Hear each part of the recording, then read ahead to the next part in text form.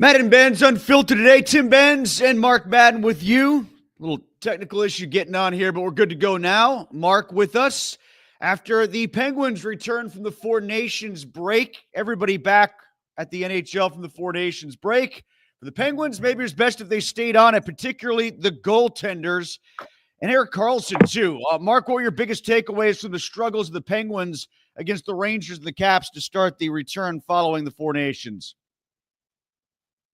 Well, like you said, the goaltending, that's been the biggest negative issue for the Penguins all season.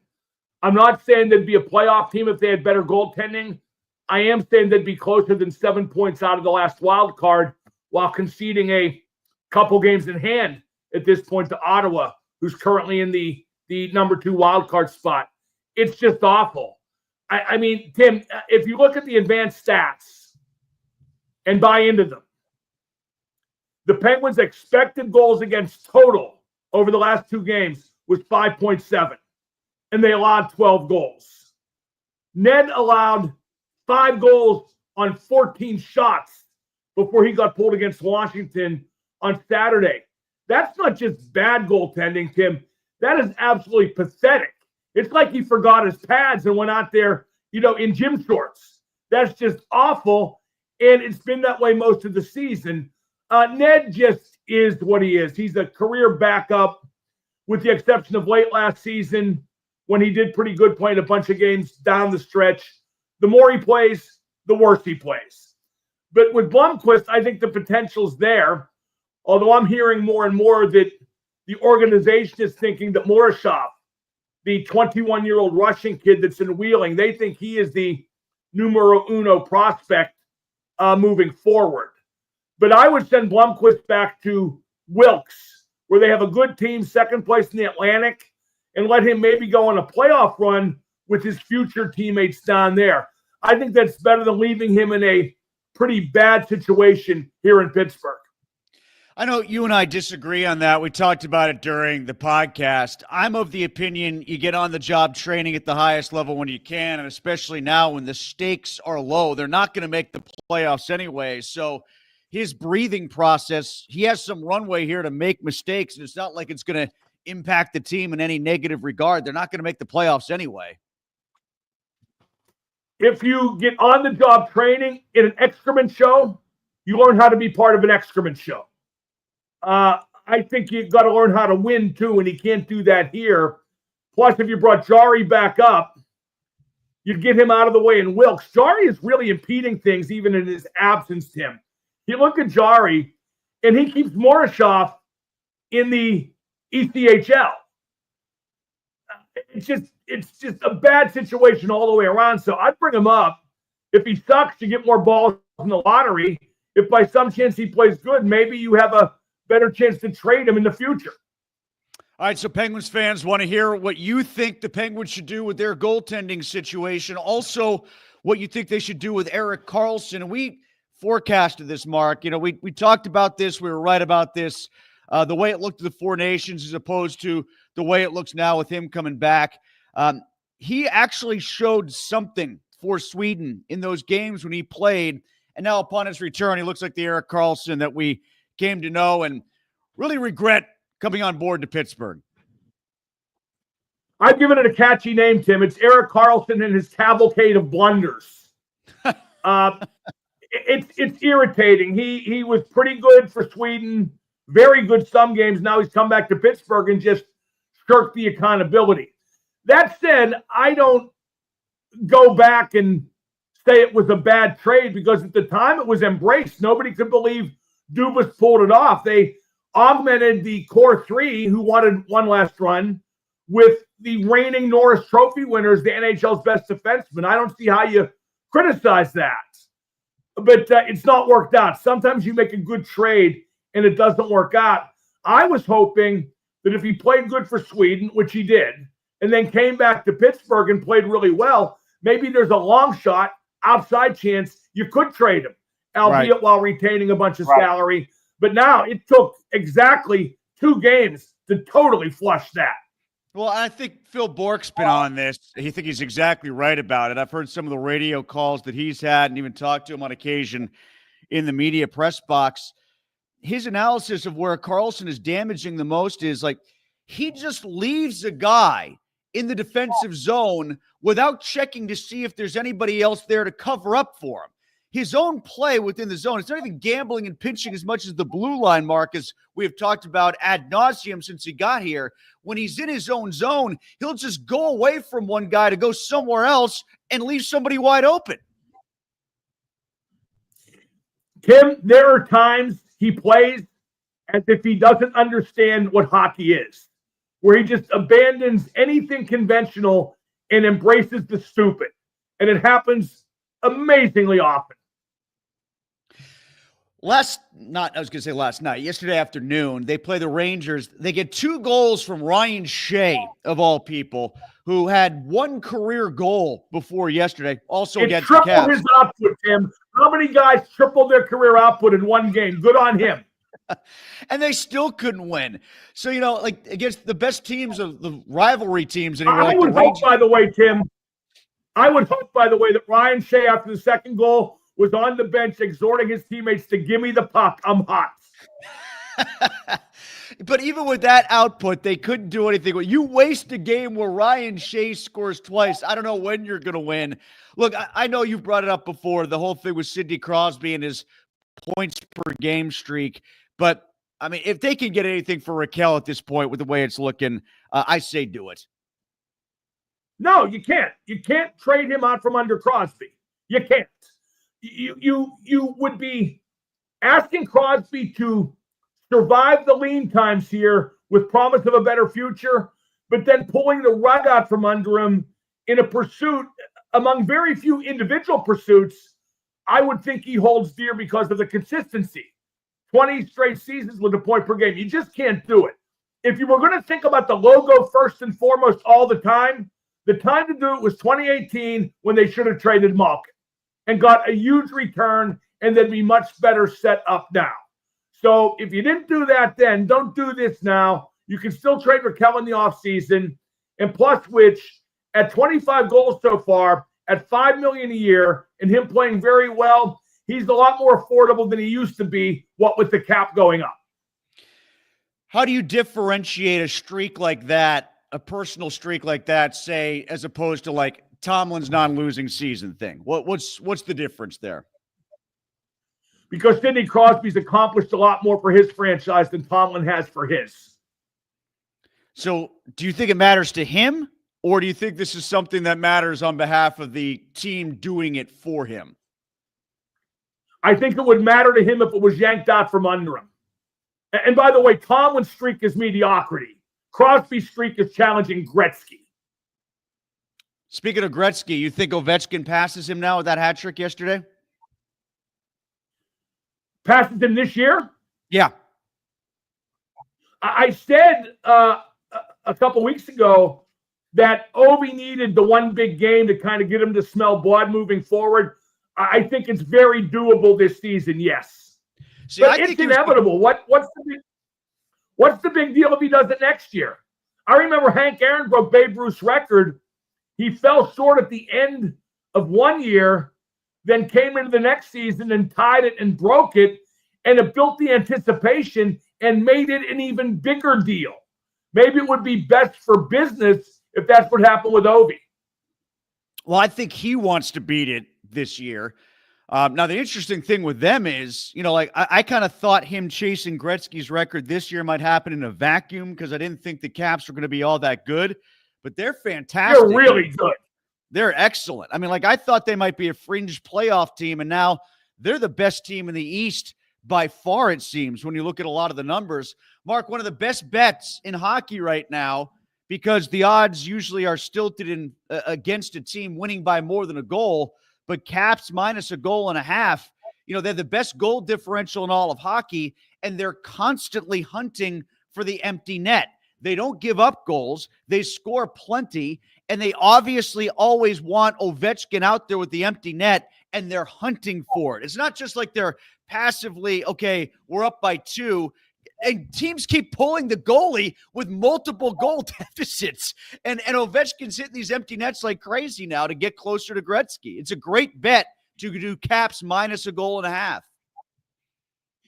Well, I'm a big fan of the empty net goal, going back to Mario Lemieux, who, after he scored career goal number 600 through an empty net, was asked if he felt bad that such a significant goal came into an empty net. And he goes, not at all. And that's how I got to 600.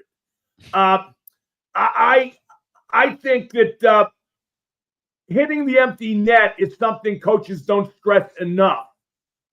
When I coached hockey, I always said, if that net's empty, try to score. It ends the game. Some coaches are like, play it safe, get it out, don't worry about the net. No, I'm the opposite, and every team should be the opposite. You absolutely should worry about the empty net and put it in there because, again, that ends the game. Well, I thought Crosby's empty net goal against Finland in the Four Nations is one of the best empty net goals I've ever seen. Plus, he plowed over Granlund in the process. Yeah. Granny played a great tournament for Finland. Oh, he was awesome. Yeah. Another guy that was crap for the Penguins, but good for his country. Yeah, he was good. I'm trying to think who else. Mata played a bunch for them. I think he got a point or two along the way. But yeah, Karlsson was the one that emphasized that for Sweden. I think, Mark, one thing that needs to be emphasized with Team USA coming out of that is you talked about their roster construction, how they might want to take a slightly different look at that. Not a massive overhaul for the Olympics, but a slight tweak in their process, particularly for the bottom six, right? Yeah, and I'm second guessing. I didn't see a problem with this beforehand. In fact, I was suggesting they get Brian Russ because he'd be a good role player. You don't get role players. You get stars and teach them how to be role players because they'll figure it out. They're stars. They have talent. They faced role players. They played with role players. I look at Dylan Larkin, who's the top six in Detroit and was one of the most effective bottom six players for the U.S. at the Four Nations. So a guy like Brock Nelson, who kills the Penguins, but he was absolutely lost out there. Look, he just didn't belong. I was embarrassed for him. I think Larkin stood out. Slavin obviously stood out. I think the one thing I didn't like about Larkin was sort of suggesting that the Olympics are the big one. In fact, he directly said that, the big one. You can't do that. You can't build it up the way we all built it up with the Kachuk brothers and the fights in 9 seconds, the win over Canada in the prelims, and then act like this was nothing or an afterthought or a warm-up for the Olympics. You can't have it both ways. Canada doesn't treat it that way. And I think that's in part why Canada tends to win things like this all the time. Canada has to win. Their country's relying on them. The U.S. wants to win, and everybody's going to talk about the NFL offseason the next day, regardless of the result. So it's a different psyche, and I think that drives Canada. I wonder how the Florida Panthers feel about the Four Nations and indeed USA Hockey now that Matthew Tkachuk is rumored to be out for the season. I bet they're not exactly swelling up with national pride, and that's the problem with tournaments like this, not least in the middle of the season. They can ruin an NHL team season. You look at not just Tkachuk, but McAvoy. Shea Theodore for Vegas is out. It's why I love watching international hockey, but in theory, I'm against it because of stuff like this. The NHL should be uber alles to the players because that's where they get the check. What I would insist on if I were the NHL, but then again, the NHL ran this past event, right? It was their doing their idea, their execution. Right. But I would say to the players, okay, listen, you can play in best on best hockey, and I hate that term. You can play in it, but you have to sign a waiver forfeiting your salary as long as you're out if you get hurt during it, because that's an injury sustained away from the workplace, Tim. Mark, are we going to get any smoke signals from Omar Khan about the quarterback situation tomorrow when he speaks, or will it be even more evasive than what he normally is? Couldn't possibly care less. It's going to lead to the same old crap. One of the two quarterbacks they had last year, I think probably Wilson, because Fields will go elsewhere. The Steelers offseason is boring. It's repetitive. It's a going-nowhere organization. It really is. It is a going-nowhere organization. I know what they'll do when they try to bring back Wilson. They're going to present this as, well, everybody thinks it's worse than what it really was because the 5 losses he had came in a row. If you shook them up and they came down in a different order, if it was 10-7 more naturally. But they didn't. Well, the big thing about it's not even so much when they happen, it's who they happen against.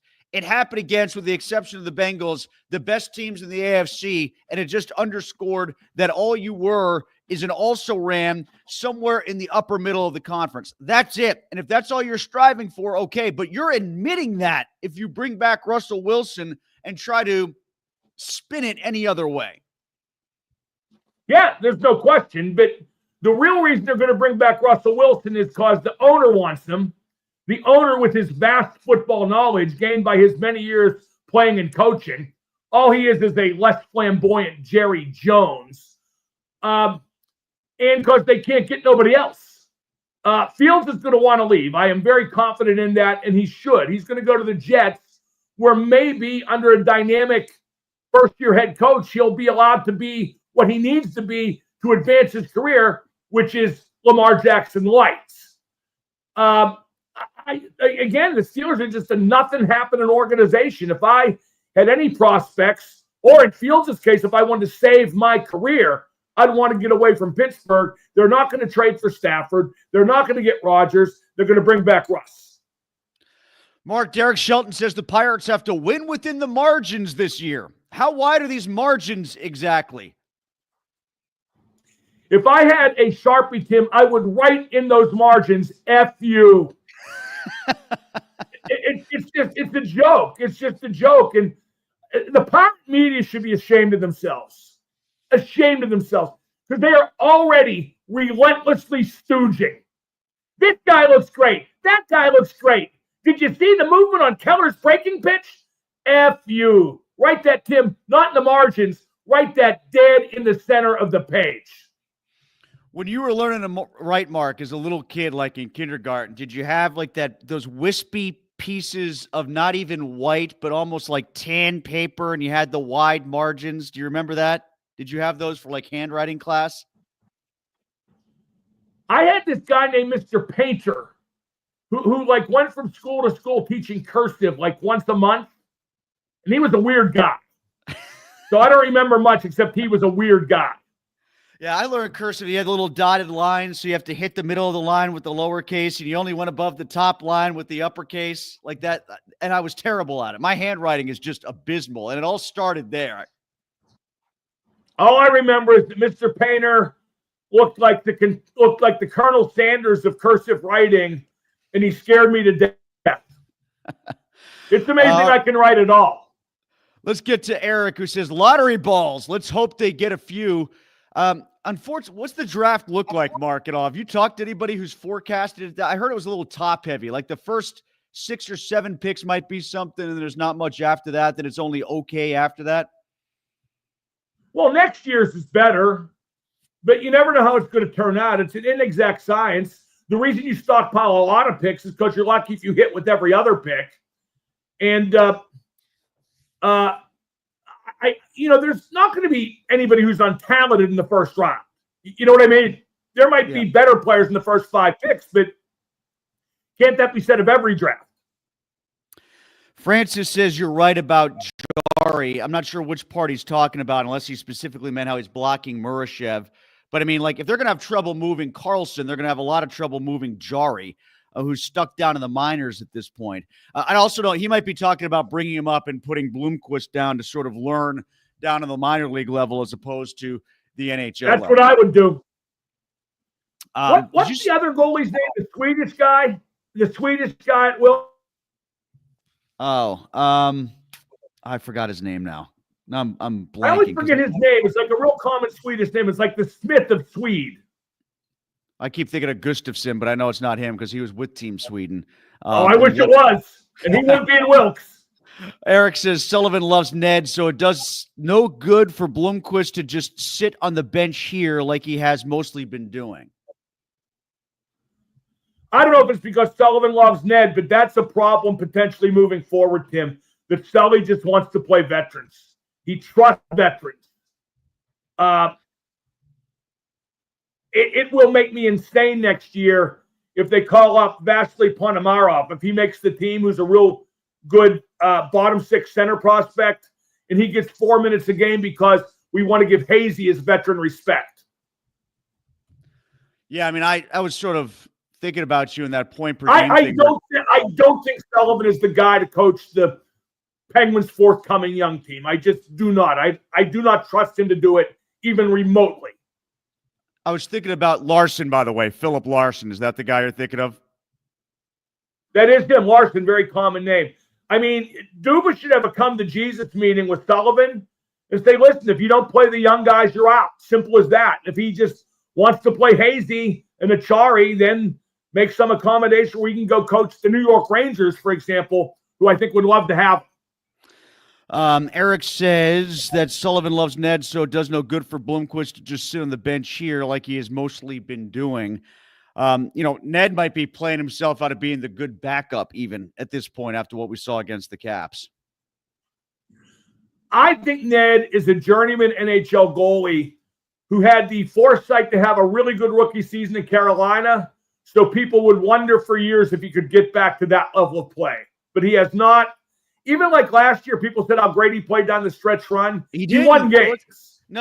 He won. He made the last save a lot is what he did last year down the stretch. He made the big save late, which is something we always crush Jarry for. But numbers-wise, it wasn't all that different from what Jarry had put up during the course of the season.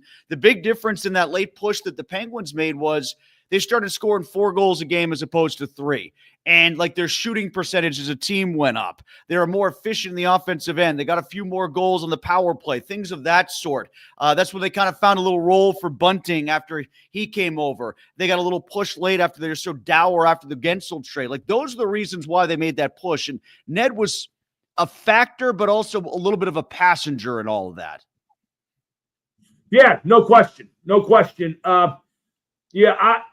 I think they should move on from him at the first opportunity, and that's no reflection on, his efforts, certainly. I call him the grit goalie. He makes gritty saves and not great saves. But, I think he's been just atrocious this year. I never dreamed the goaltending, not just him, but the goaltending would be this bad. But it's funny, Tim, like yesterday. At one point, the Penguins were out shooting the Rangers 29-5, and they had the first 17 shots of the second period. And I see people on Twitter saying, well, how can you lose a game like that? And I replied, that's simple. Bad teams find ways to lose. That's what bad teams do. And yesterday was a game that a bad team loses. Yeah, and Shesterkin made enough saves so that a few bad breaks in front of him didn't cost him the game. Like a lesser goalie is beaten by 3 of the quality shots as well as the 3 bad shots that bounced off of guys and went in. As opposed to Blomqvist, who stopped, 15 of 19 or something like that on the day, and that was it? How about Gino told Rossi that he's going to, play out his contract, going to stay here next year, which is opposite of what I heard, and I still am not sure I believe Gino. But it came, right from the horse's mouth. Then again, T.J. Watt lied about skipping his exit meeting. You just never know with these guys. But Gino right now is on the line with Dan Heinen and Cody Glass. Tim, I would be on the first Aeroflot heading across the Atlantic. My God, if that don't chase you back to Vladimir Putin, what will? Well, I was going to say this earlier. I kind of got sidetracked when we were talking about the Swedish goalie Larson. But for as much as Sid might be wanting to chase this point per game thing, or how important it is for anybody, he got a point yesterday setting up Kevin Hayes and Ryan Shea.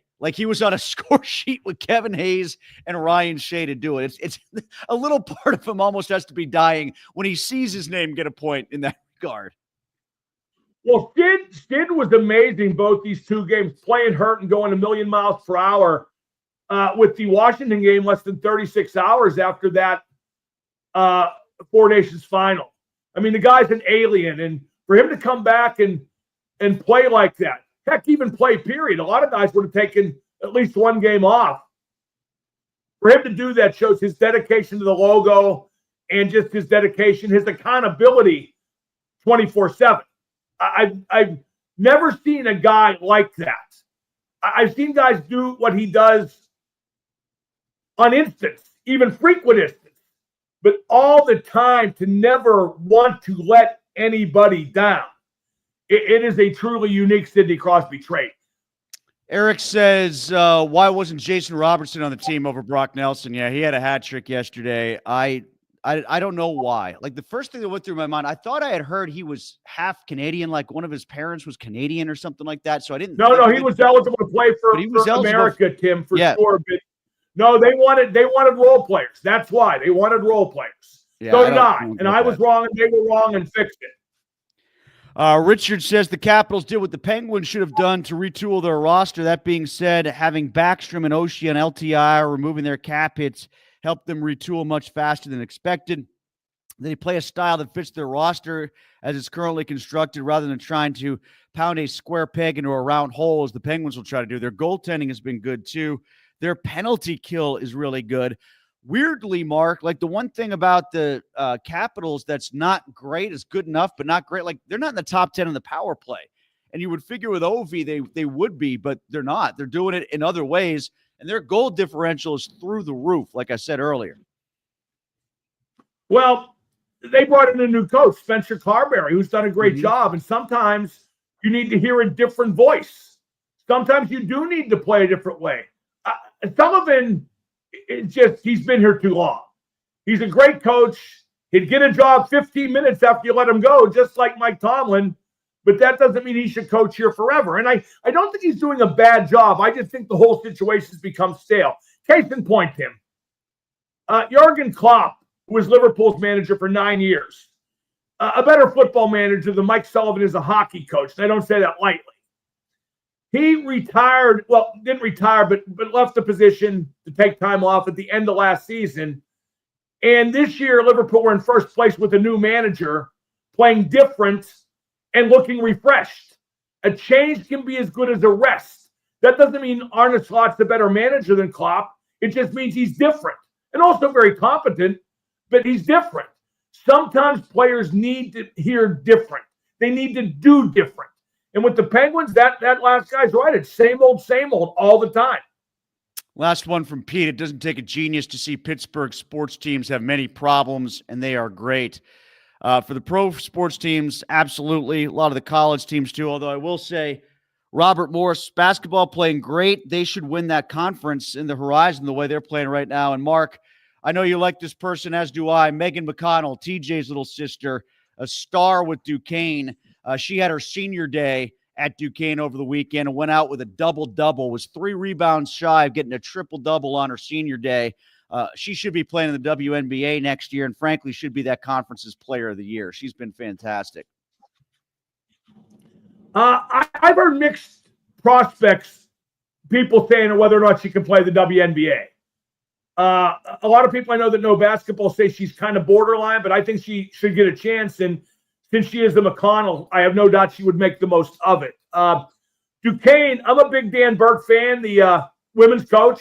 He should have got better to play with her this year. I know it was rough when what was the Myers girl's first name? Tess. She went to Wisconsin. Yeah, and she got big NIL money too. She's my buddy's daughter, Joey Myers, who played at Duquesne and was real good from Lower Borough, and who I went to Duquesne with. Great guy. I wish she had more to work with. I think that could be a better team. It should be a better team with a player like that on it, but it's definitely not her fault. I give Robert Morris men's basketball a lot of credit. I'm paying very peripheral attention. But you know what I hate, Tim, is I get stuff like on Twitter. Some guy said, I hate watching the Penguins.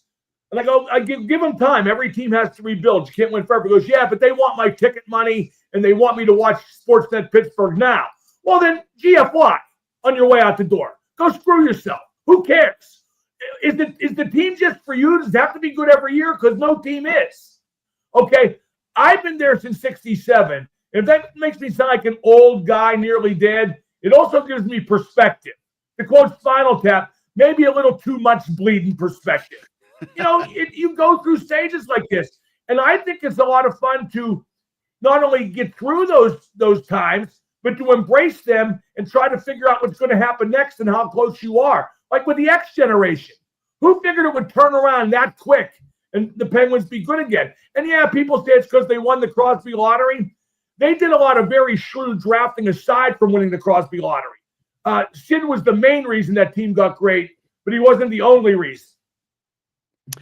All right, Mark, so you're in today and you're off tomorrow. I'm in for you tomorrow, right? What do you have going on this week?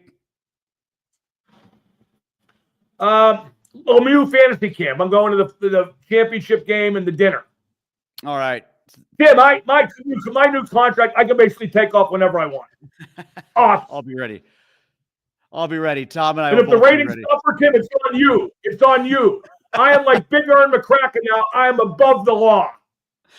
Mark is on today. Check him out 2 to 6. Also listen to the Madden Monday podcast. It's up at Trib Live. We'll talk to you next week here on Madden Benz Unfiltered. And I'll talk to you tomorrow on Mark's show starting at 2 o'clock.